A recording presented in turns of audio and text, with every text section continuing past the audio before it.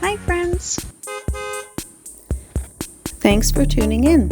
If you like this video, please give it a like, comment below, and take a moment to subscribe to our channel.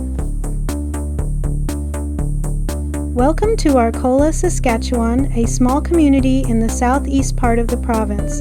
Arcola was first established in the early 1900s as settlers arrived to farm the rich prairie soil.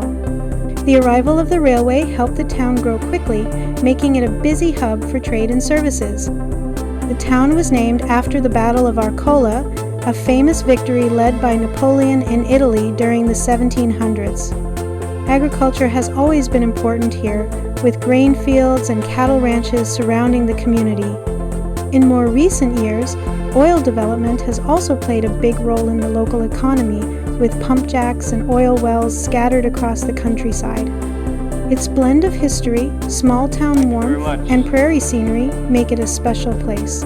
Whether you are just driving through or stopping to take in the sights, Arcola offers a warm Saskatchewan welcome. Thank you for joining us on this tour of Arcola, Saskatchewan.